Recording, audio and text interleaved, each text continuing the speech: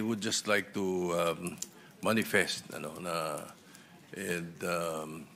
caution the committee na yung mga natatanggap nating impormasyon maayos naman at ito naman yung mga sinumpaang salaysay, pero there are certain concerns na kailangan we take it as it is.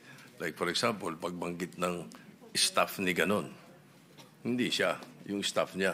Diba? For example, yung kay Senator Grace po, staff ni Grace po yung kausap, hindi si Grace po. Okay, and then also, doon sa percentage supposed to be for Senator Mark, sabi presumably for. Hindi rin sinabi sa affidavit na sa kanya, di ba? Okay. Anyway, just the manifestation for the consumption of the committee pag ina-analyze natin itong mga nakukuha natin mga affidavits at saka mga sworn statements. Now, my real question actually was directed to the former hearing we had during the time that Senator Marcoleta was the chairman of the Committee on Blue Ribbon.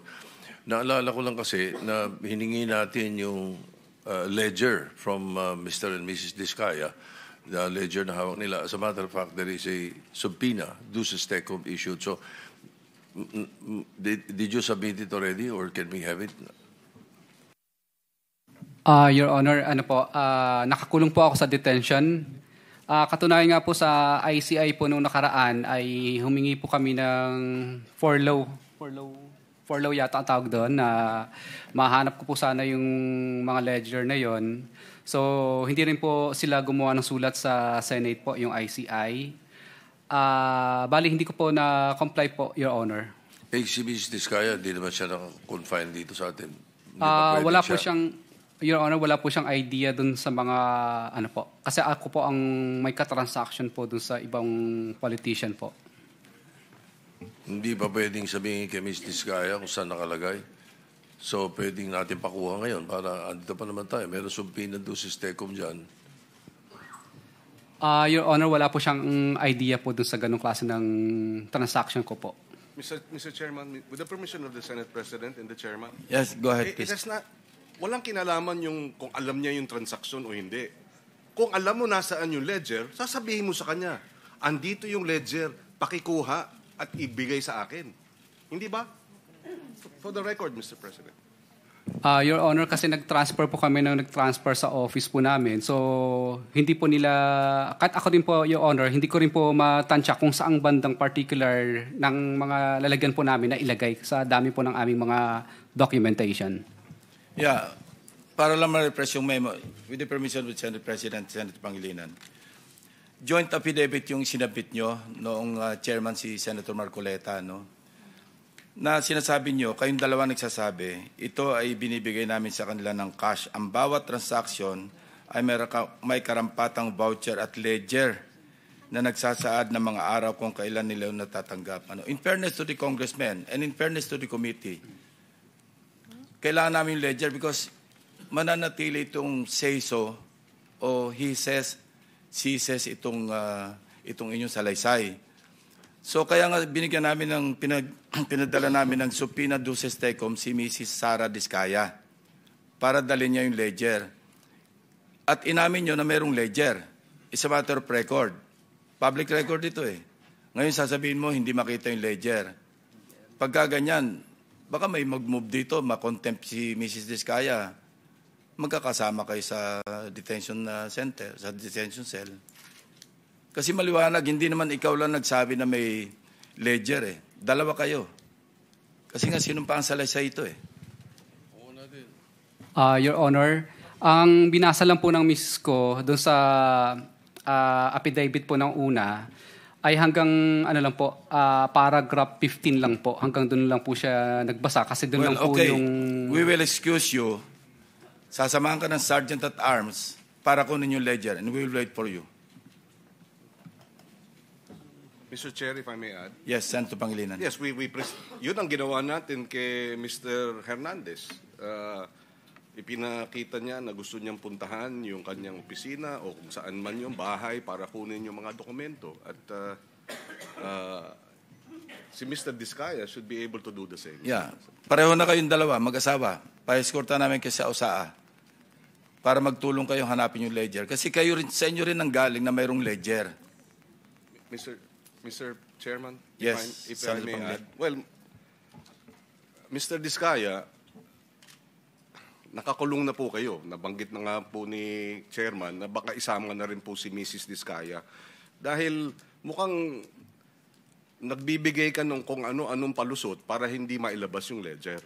Yun ang dating sa amin sa komite.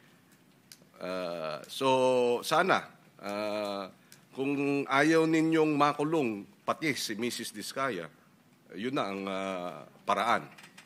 Sumunod na lang at ibalik dito yung ledger, kung maaari. Mr. Chair, with the permission of the Senate President. Yes, Yes, I just wanted to find out what happened to the ledger. So I give up on my time, Mr. Chairman. Mr. Chair, I share the concern of the Senate President na ni-reiterate ni Senator Pangilinan, ni-reiterate din ng Chairman. At ngayon, kaya nila sinabi na i-excuse kayo, Ms. Diskaya, para kunin yung ledger na yan. I just wish to reiterate, Mr. Chair, na sa pagkuha at pagsumite nila ng ledger sa ating komite, kasama po explicitly yung listahan ng mga proyekto nila mula 2016 hanggang 2022 na hiningi ko po nung nakaraang hearing. Top contractor po, Mr. Chair, mga kasama ang St. Gerard Corporation or Construction sa dating administrasyon. Pero ang sinumite nila, yung mga proyekto lamang kasama ang DPWH para sa Alpha and Omega lamang. Hindi rin po sinumite yung mga proyekto na sakop ng mga joint venture agreements, yung mga JVAs, kasama yung iba pang mga contractors. And that kind of sanitized list, Mr. Chair, would give us nothing. Lalong papatunayan lamang ng mag-asawang Diskaya na hindi sila nakikiisa sa Blue Ribbon Committee na mapanagot at maparusahan yung mga dapat managot at maparusahan. So I request the Chair to include explicitly in his ruling regarding Ms. Diskaya a reiteration of this request for them to submit yung pong listahan ng mga proyekto nila kasama ang DPWH, kasama po yung mga joint venture agreements ng lahat ng mga kumpanya nila, St. Gerard, Alpha and Omega at iba pa mula sa mga taong 2016 hanggang 2022. I so respectfully request, Mr. Chair. Senator Tulfo. Mr. Chair, tama po yung desisyon siguro. Ang gawin ho natin, pasamahan po itong mag-asawa ng USAA, ng ating Senate Security. Samahan po sa opisina. Hindi po ako naniniwala, Ginang Diskaya, na ito po itatabi nyo lang basta-basta because this is a very important piece of document. Noong una po kayo nandito, sinabi po ninyo, may listahan kayo. Kaya nga po, meron po tayong listahan ng mga mababatas na inimbitahan po natin because nabanggit po ninyo. Kung wala naman ho tayong ipakita, paano naman bumukha ho na naniwala lang ho kami. We need documentation po na nakalista talaga, na tumanggap ito mga taong ito, nakatransact po ninyo.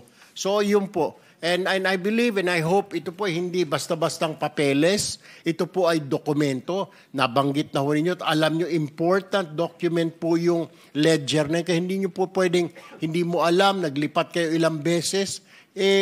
Siguro sa tingin ko, baka tinatago talaga ninyo. Kaya the only way para maniwala kami, samahan po kayo ng aming Senate Security, i-retrieve po ninyo, pwede nyo sabihin yung sekretary nyo, makukulong na si Mrs. Diskaya, ilabas nyo na. Parang awa nyo na, Mrs. Diskaya, sabihin mo sa sekretarya mo, Iha, makukulong na ako, wala na magbabantay sa mga anak namin. Can you do that?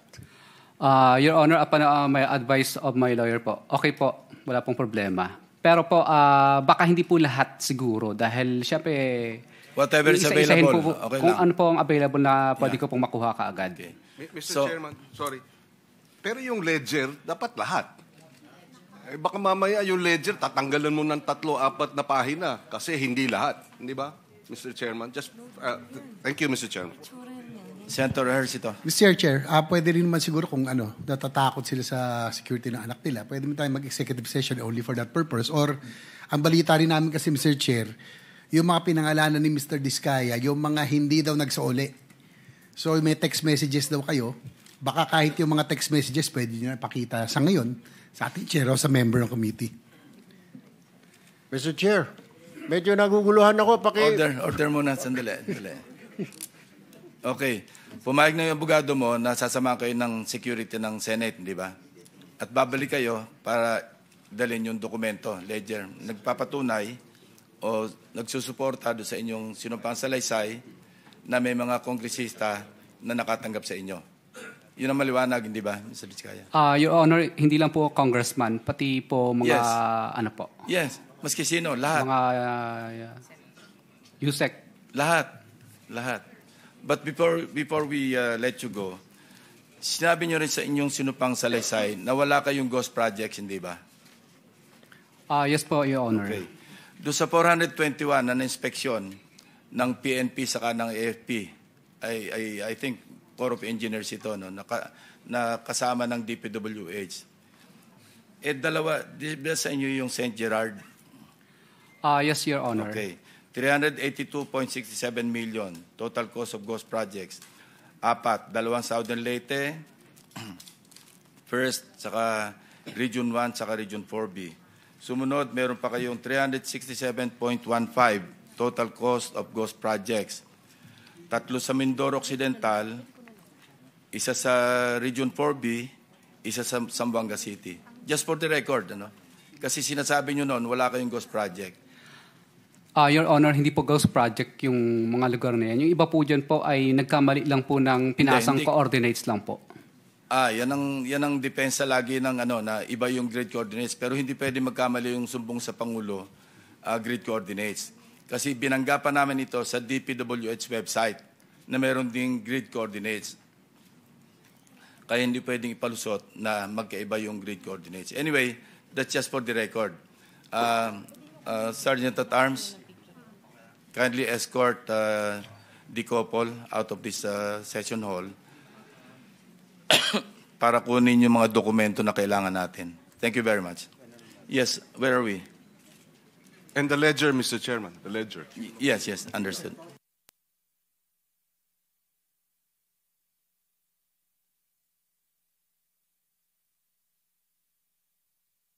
Mr. Chairman, just one procedural administrative matter. When are they supposed to come back? Wala kasing specific time. Within the day. Thank you, Mr. Chairman. Baka hindi na bumulik eh. Biro lang. Where are we?